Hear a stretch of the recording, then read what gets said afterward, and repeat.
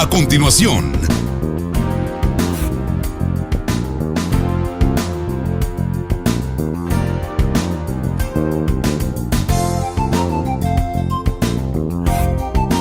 TVM, la televisión de los migueleños.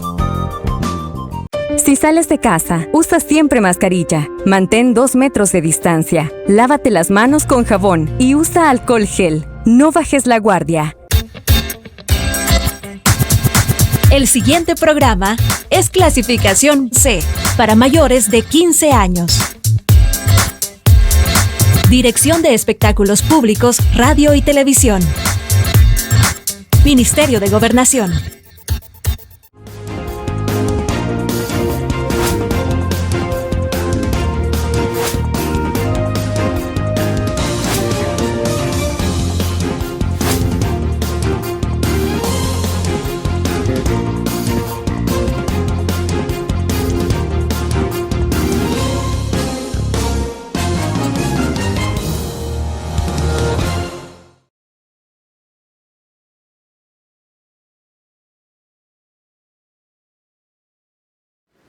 Buenos días, qué enorme placer saludarles y reencontrarnos. Vamos avanzando en la semana productiva y precisamente hoy despedimos el 6º mes del año 2020. Qué rápido pasa el tiempo. A lo mejor usted ha sentido un poco más lento el paso de los días, resultado de todo lo que el país ha estado viviendo por la pandemia del coronavirus que provoca la enfermedad del COVID-19. Bueno, hoy vamos a platicar sobre la realidad nacional, el tema de país y todo lo que advierten muchísimos sectores, que la crisis institucional solo se va a superar ciertamente si los liderazgos políticos ceden un poco y buscan muchísimo diálogo, concertación, entendimiento, que es lo que no ha podido darse durante estos 100 días que hemos estado en la crisis sanitaria por la enfermedad. Y no ha habido nada de entendimiento, no ha habido concertación, no ha habido nada precisamente de acercamientos y de poder buscar tomar aquellas decisiones en conjunto. Mientras tanto, los hospitales se siguen llenando de pacientes por COVID y las estadísticas, como ya sabemos, pues no cuadran, no pegan. Entonces, ¿qué es lo que se viene? Es una semana bastante complicada, definitivamente, porque se cumplen los primeros 15 días de la primera fase de la apertura económica, que dura 21 días, y ya está latente la amenaza de las autoridades de poder detener las subsiguientes fases por el incremento de los casos. ¿Qué va a ocurrir de aquí en adelante? Bueno, la Asamblea Legislativa está en una jornada de 3 días para escuchar a diversos sectores para ver si es posible o no darle la petición que el Ejecutivo ha hecho, que es suspender 3 derechos constitucionales por medio de un estado de excepción. Entre otras cosas que vamos a platicar esta mañana con nuestro invitado. Por favor, acompáñeme al Foro TVM a discutir y analizar las cosas como son. Desde los estudios de Televisión Migueleña, en San Salvador. Esto es Foro TVM, donde se debaten las cosas como son. ¡Arrancamos!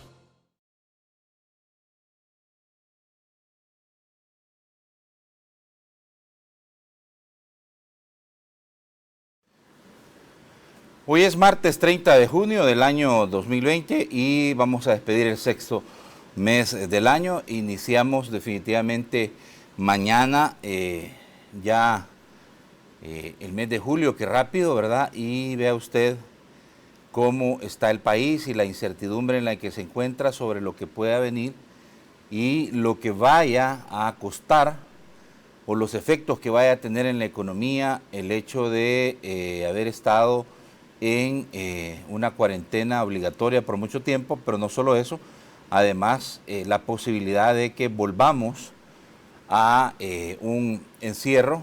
Se están buscando las alternativas, aunque en definitiva el gobierno insiste en que para poder detener el avance de la enfermedad en nuestro país va a ser necesario que se prolongue por 15 días más una cuarentena obligatoria, que todavía, pues como ya sabemos, está en la discusión en la Asamblea Legislativa si es posible o no darle este pedido que ha hecho el Ejecutivo del estado de excepción. Mientras tanto, pues está la situación de los hospitales, como ya sabemos, y precisamente antes de cualquier cosa, pues quiero dar la más cordial de las bienvenidas.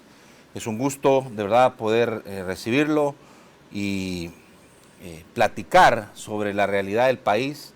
Sin duda alguna, el FMLN es un instituto político importante, clave para la vida nacional, y en la Asamblea Legislativa la segunda fuerza más importante en cuanto a la oposición política en este momento. Hemos de recordar que desde un primer inicio, desde que se dieron estas cuarentenas, el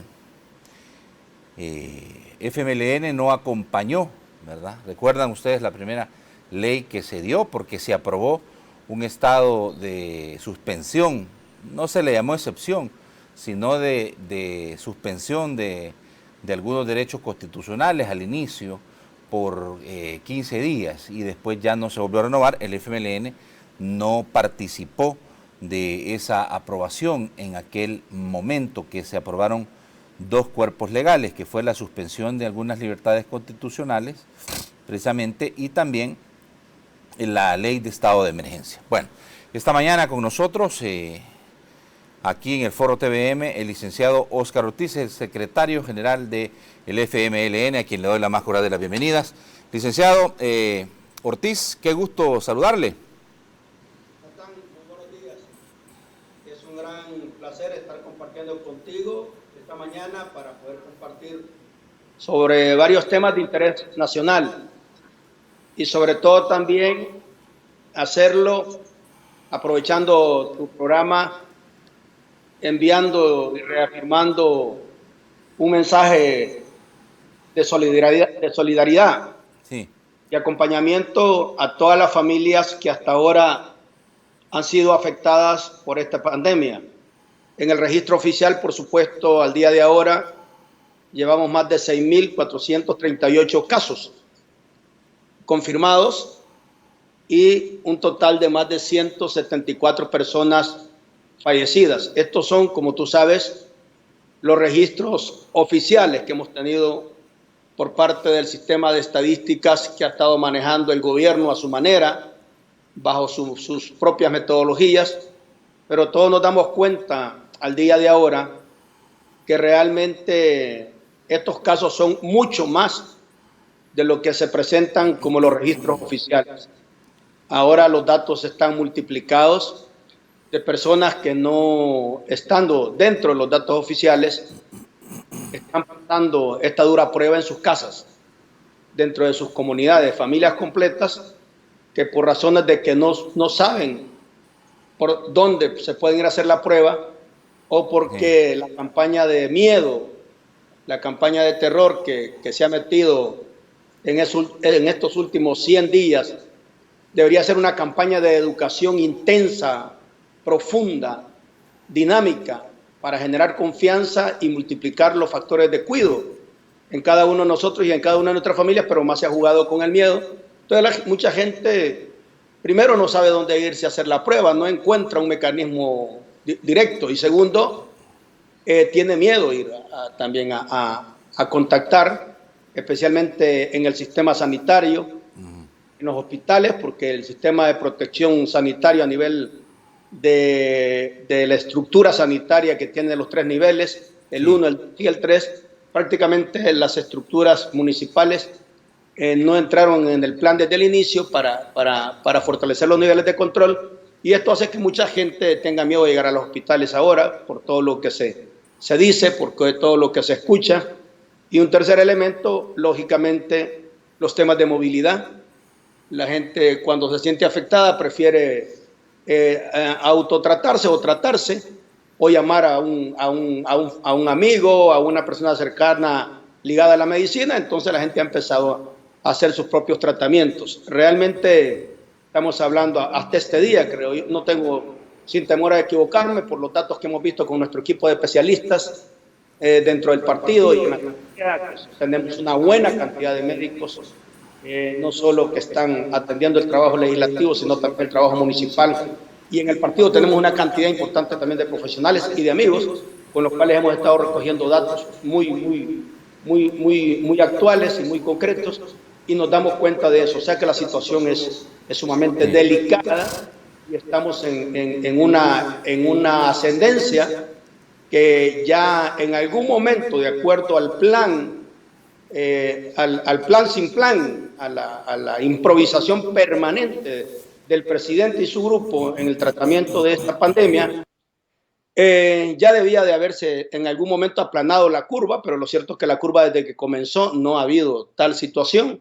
No hay, como dije, datos confiables, no hay mecanismos verificables, no hay equipos multidisciplinarios que estén dando fe de lo que está pasando en realidad, y solo tenemos un mecanismo que es a medianoche, vean, a la 1 de la mañana, tú te levantas a las 6 y conoces datos, pero no hay mayor auditoría de esos datos, entonces es muy difícil tener certeza hacia dónde va a desenlazar esta situación que tenemos, por lo cual nosotros representa una preocupación de primer orden que hoy estamos tratando de ponerla sobre la mesa. Y quisiera cerrar esta parte con un mensaje también de solidaridad, no solo a la familia, sino también al gremio de periodistas, al equipo de periodistas, de profesionales que han estado en la primera trinchera para llevar la información de manera veraz, oportuna. Creo que ha sido clave en todo esto los medios de comunicación. Felicitarte a ti, Natán, a todo tu equipo de trabajo, a todos los demás equipos del resto de canales, de personas que se avientan para llevar la información,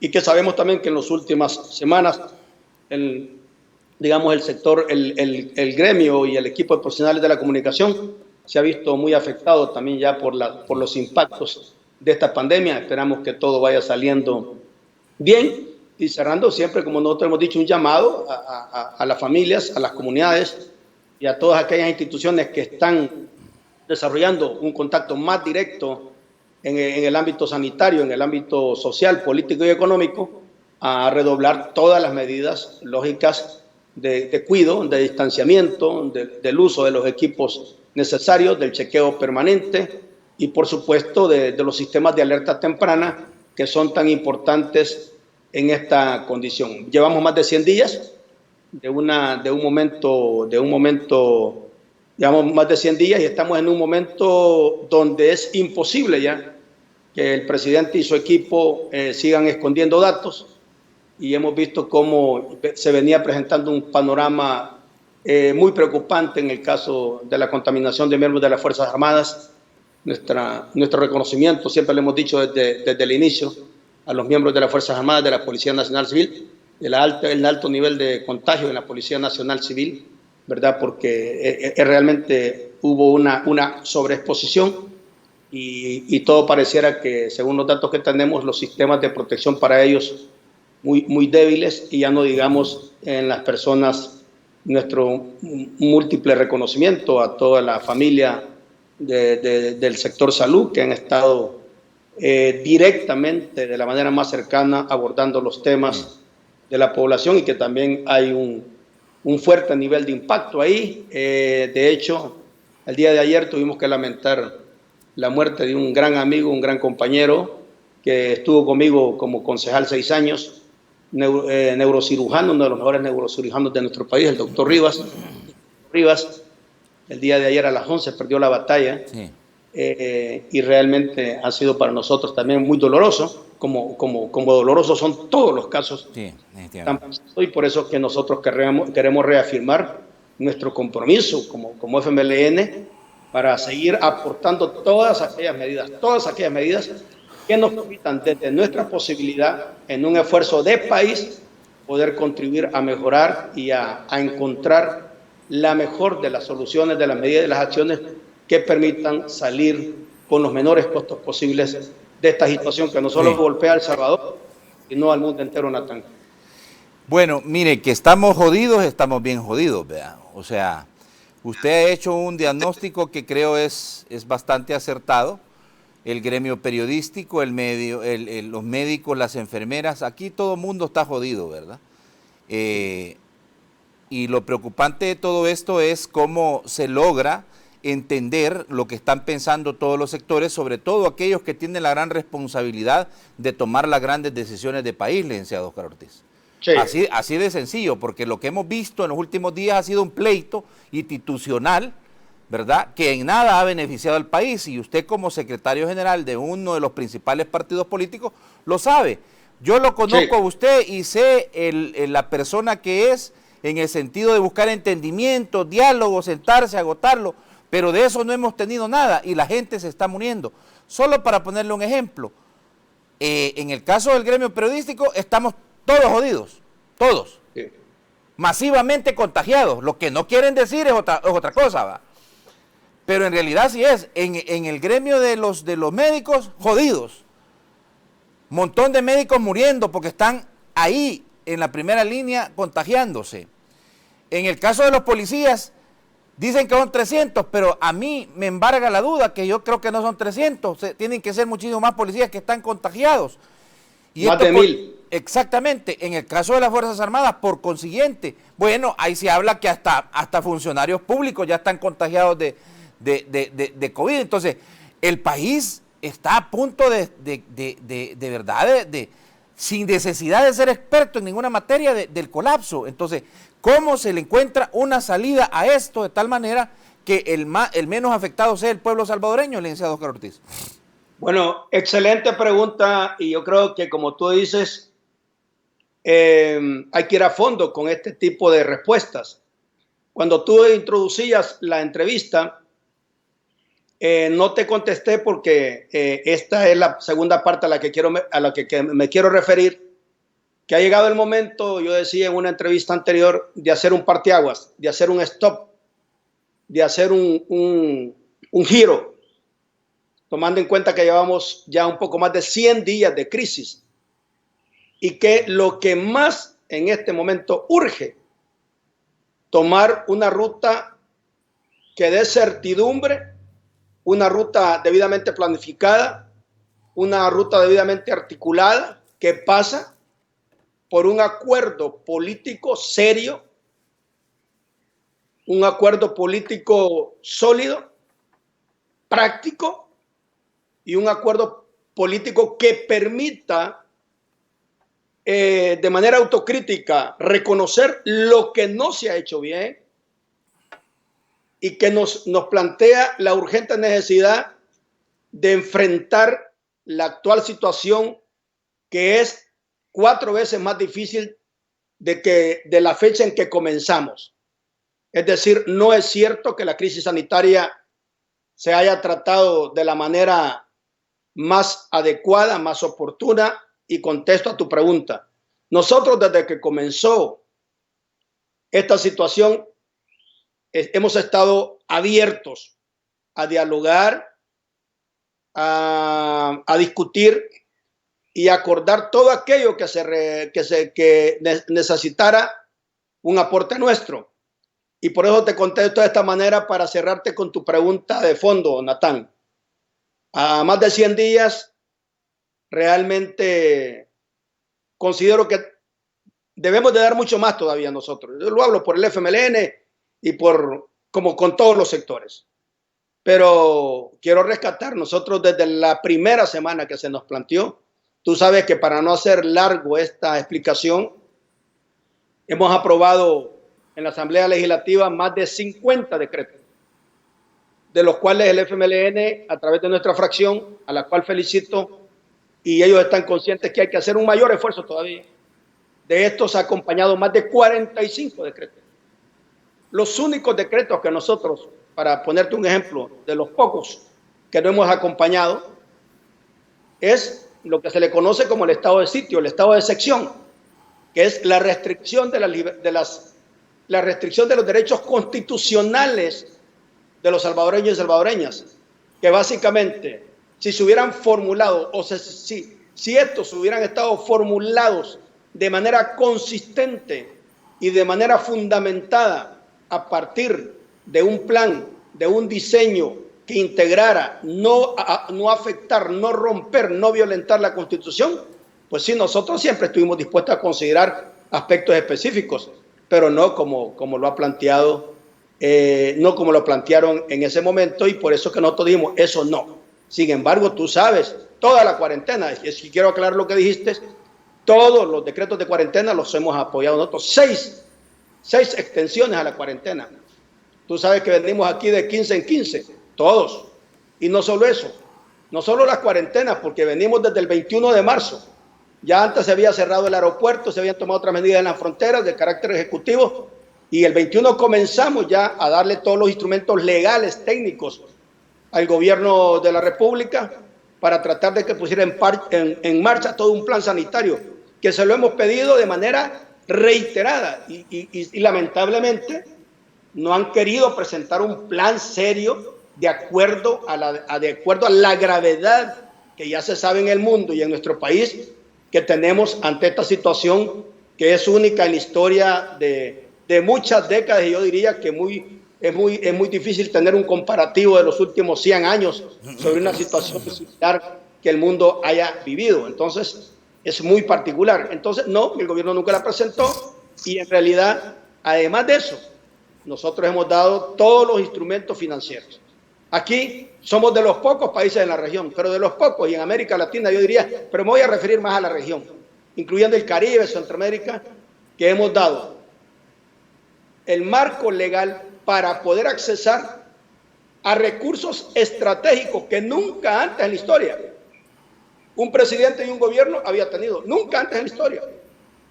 Más de 4.000 millones de dólares, 4.000 millones de dólares, que si tú me dices cuánto representa, estamos hablando de un promedio del 12, 13% del PIB de manera concentrada. Más de 4.000 millones, y solo para la pandemia, digamos, que no estaban los recursos ya calculados en el presupuesto 2020, Natán,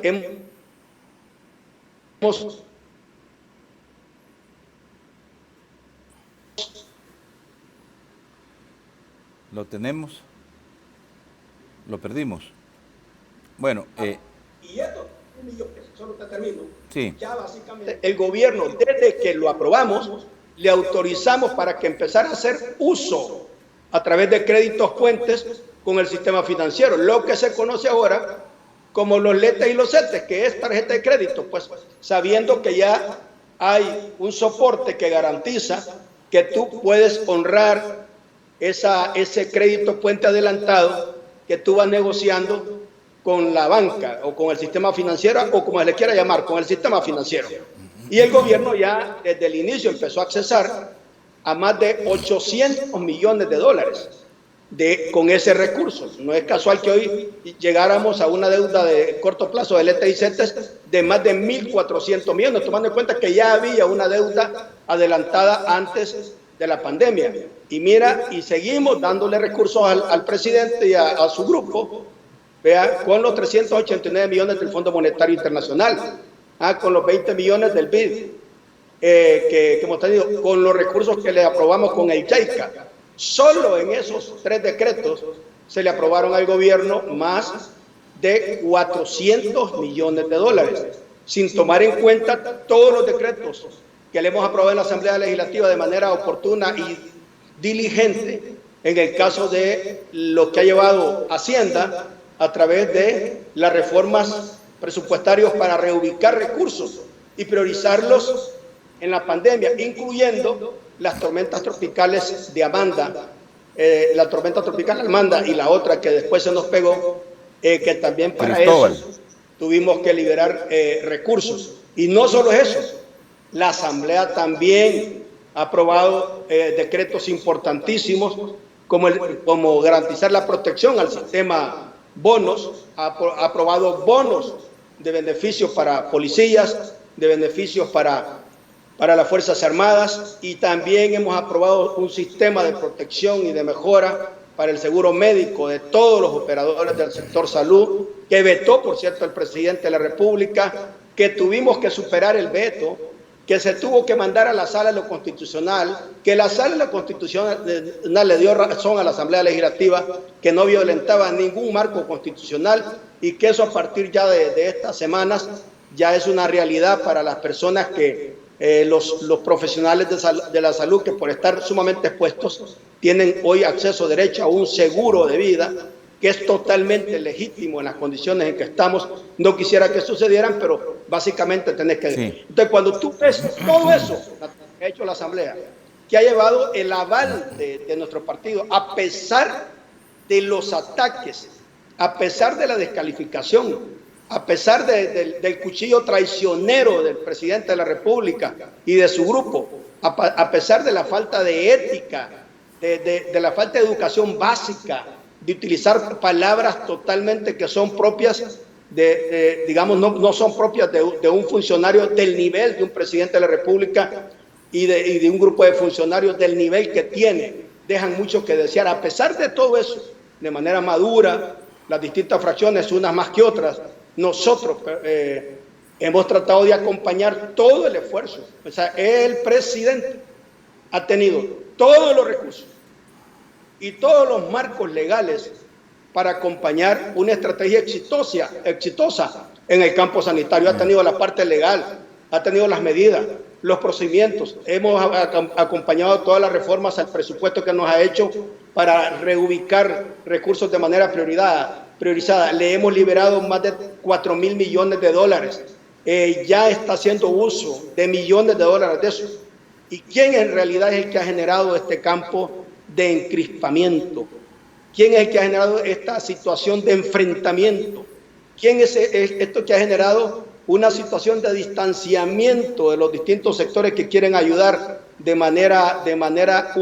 muchos de manera desinteresada y muchos lo quieren hacer de todo corazón?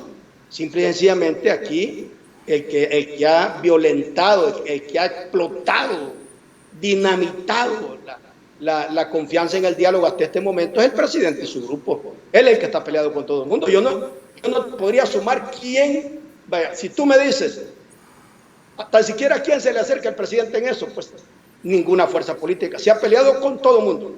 En estos últimos 100 días ha hecho todo lo contrario que tiene que hacer un presidente de la República, que es unir, integrar, llamar, dar confianza, pedir, peticionar, proponer. Miren, decir, necesito que vaya por aquí, yo entiendo que yo tengo que hacer esto, quisiera que ustedes hagan esto, ¿qué les parece? Crear un ambiente, hoy más que nunca, un ambiente donde todos podamos aportar lo poquito, lo mucho que podemos aportar. Eso es lo que nosotros hemos dicho siempre, pero tú tienes, la Asamblea le aprueba cosas y empieza a insultar de manera irrespetuosa a un órgano del Estado. Se ha peleado con la Corte Suprema de Justicia, se ha peleado con los jueces, se ha peleado con la Sala de lo Constitucional, ha entrado en desacato público diciendo que a él no le interesa, que los magistrados son cualquier cosa. Bueno, se ha peleado con la gente del Tribunal Supremo Electoral, se ha peleado con las instituciones de la academia, con las universidades. Bueno, eso provocó que se retiraran el comité que estaba controlando los fondos de los 2.000 millones, que el gobierno tenía 6 y la UCA, la FUSADES, la ESEN, Camarazal y miembros de ANEP eran 5 nada más, o sea que todavía ese comité estaba mayoritariamente por el gobierno. Así se aprobó para no tener problemas y mira, y se retiraron. ¿Por qué? Porque simple y sencillamente no se les quiso tomar en cuenta. Y puedo seguir la lista con todo a nivel internacional. Casi que le quiere dar clases a los países que nos dan clases a nosotros en muchas cosas. Casi dice que El Salvador es más desarrollado que Canadá y que países de Europa. Es una torpeza. Está tratando de hacer comparaciones totalmente equivocadas y yo diría que rayan con la ignorancia. O sea, es la inexperiencia definitiva. Entonces yo te lo resumo así. Tú tienes razón. Nosotros listos a seguir haciendo todo lo que hay haciendo, porque ya después te voy a decir la verdadera amenaza con que nos vamos a encontrar las próximas semanas y los próximos meses, que esa es una situación mucho más grave de la que estamos viendo ahora. Pero no hay duda que el gobierno se ha peleado con 3 cosas. Bueno, hay una cosa que... No quiere transparencia, el gobierno no quiere transparencia. Bueno. El gobierno no quiere transparencia, no quiere dar información. Una cosa que a mí me parece increíblemente inentendible, no se puede entender. Y el diálogo político, esa palabra no existe en el silabario ni en el diccionario del presidente. Es lamentable, o sea, el diálogo para él, la palabra es atacar y dividir. Atacar. Y hoy se ha agregado un elemento que es mucho más peligroso, que es que el presidente y su grupo están haciendo de la pandemia campaña electoral. Eso ya es más preocupante todavía. Entonces, a la pregunta tuya, sí, necesitamos en este momento que haya un alto en el camino, pero aquí hay que gritarle con megáfono, es al presidente de la República, porque él es el que tiene que poner un poco. Yo esperaría mucho, pero hoy le estamos pidiendo que haga un poco de cordura. Bueno, el licenciado, hay una cosa que es importante. Para pelear se necesitan dos, ¿verdad? Para bailar se necesitan dos. Entonces, sí. Aquí el tema es que el presidente sigue acusando a la oposición política de que no le dan decretos de emergencia, no le dan fondos para mitigación. Está todavía las secuelas de 2 tormentas tropicales, un bloqueo inédito que nadie ha recibido del resto de los poderes del Estado, y aún así, dice él, está llevándole soluciones a la gente. Pero cuando te dice eso, no te da datos. No, yo siempre le digo, pídanle datos al presidente y pídanle datos a ese grupo de voceros que tiene. Datos. Yo te he dado datos en esta entrevista ahorita, y si no, que me lo refuten. Datos. ¿Cómo no van a hacer recursos $1.000 millones? ¿Cómo no van a hacer recursos $2.000 millones? ¿Cómo no va a hacer recursos $6.000 millones que tiene el presupuesto nacional? ¿Cómo no va a hacer recursos todos los fondos que ha tramitado a través de la instancia que maneja la emergencia? Que ahí han ido a tirar todos los recursos para tratar de ejecutarlos, como ellos dicen, con facilidad, para evitar procedimientos, según ellos, burocráticos. Hoy nos damos cuenta que no eran tales procedimientos para evitar la burocracia, sino más bien para comprarle a sus cheros, pues, ¿verdad? Entonces, y mira, no te dije, se ha peleado también con la prensa. Bueno, tú sabes que hicieron una gran cadena de 1 hora y media para inaugurar una obra. Cualquier obra es importante inaugurarla, y sobre todo si es en el campo de la salud.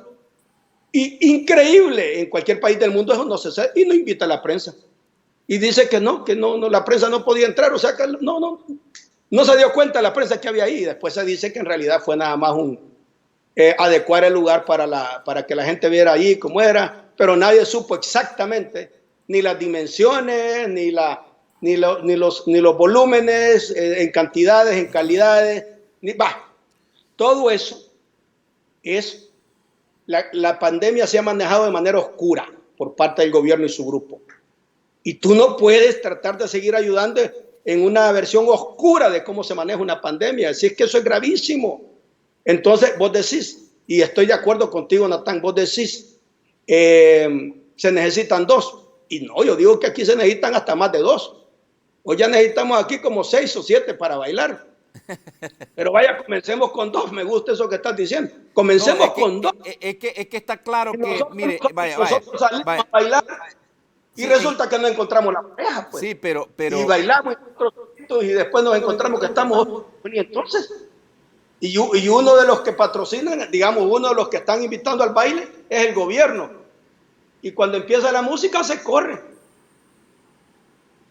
se esconde, evade. Y dice, no, es que el sonido no funciona como yo quiero. No, es que la orquesta que está ahí no me gusta.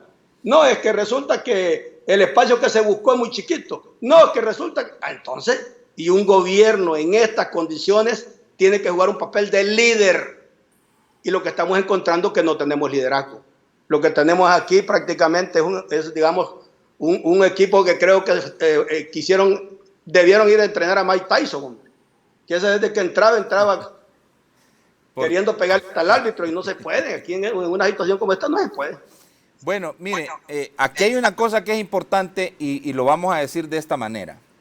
Usted como liderazgo del FMLN, usted está conforme con todos los mecanismos que han agotado como oposición política para poder buscar concertación diálogo, entendimientos al país, porque lo que hemos visto es que este es un dime que te diré, ¿verdad? Que el presidente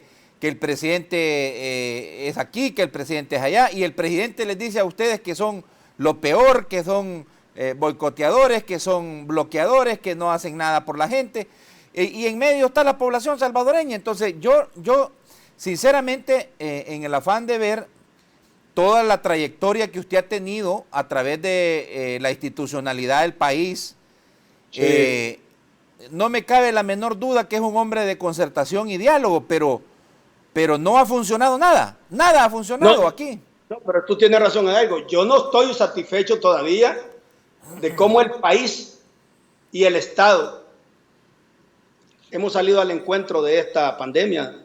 No podemos, es que la situación es grave. Incluso otros países ya le encontraron por dónde y nosotros todavía como país no está claro en qué va a terminar todo esto. Eso es gravísimo, porque no hay un plan, no hay un diseño, no hay una ruta, no tienes tú más o menos las fechas, los periodos en que pudiéramos ir encontrando. Entonces, y la población con mucha más incertidumbre todavía, porque no tiene el acceso a ciertas cosas que tú, por razones de la comunicación permanente que tenés para tomar acuerdos, puedes accesar. Entonces, Natán, yo sí creo que todas las fuerzas políticas y todos los actores del Estado estamos listos para dar pasos más importantes y más certeros.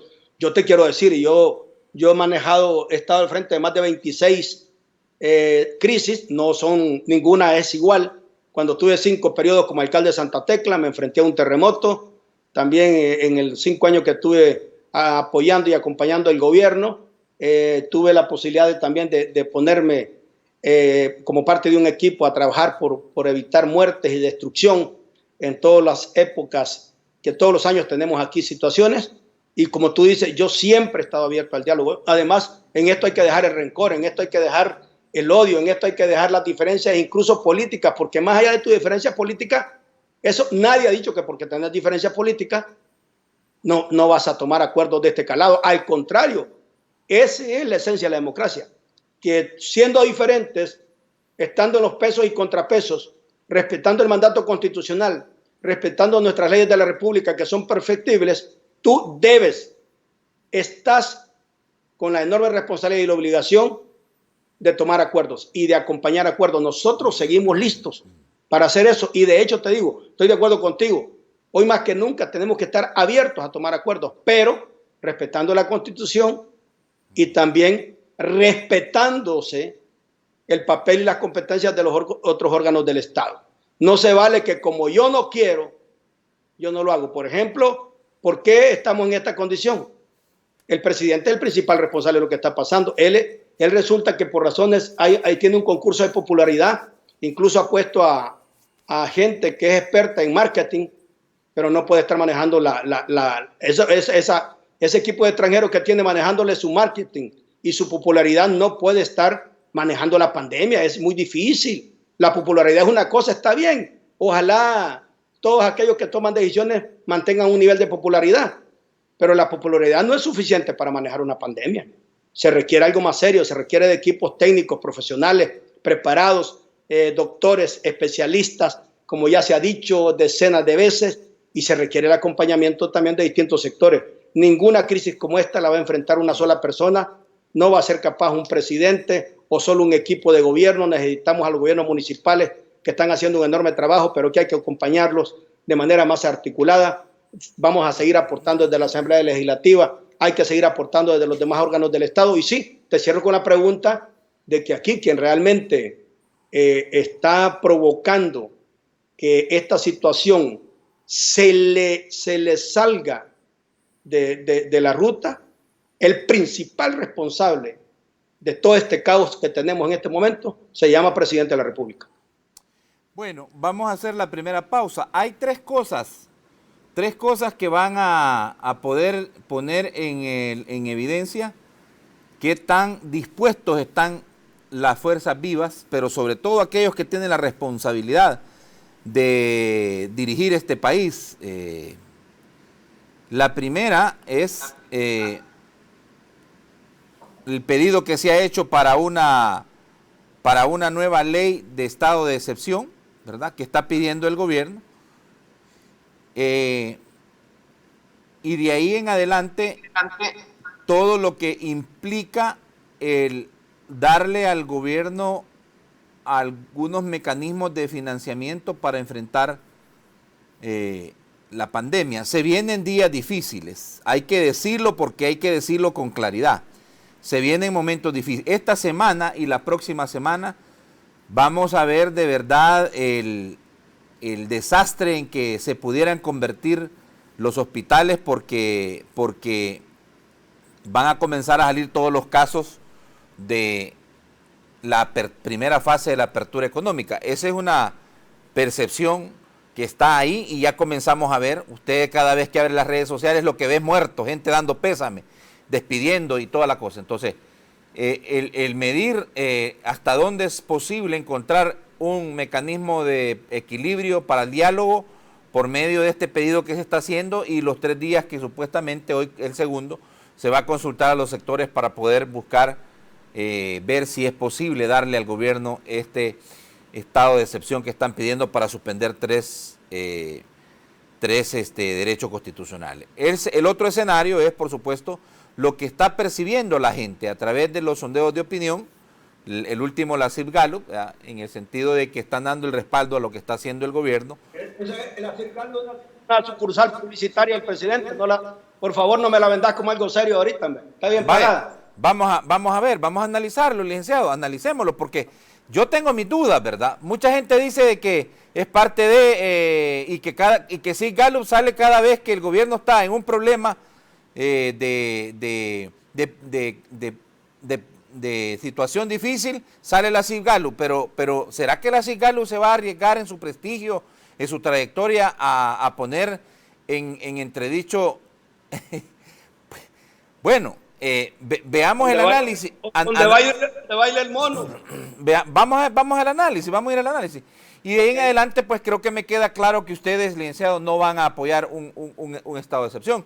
Ahora, lo que sí es cierto es que ya dijo el ministro de Salud, no se va a poder ir a la segunda fase de la apertura económica por el incremento de casos. Vamos a ver ese escenario en la segunda etapa de la plática que estamos teniendo con el licenciado Óscar Ortiz, secretario general del FMLN, Frente Farabundo Martí para la Liberación Nacional, que respuestas encontramos a esto. Ya regresamos, no nos cambien.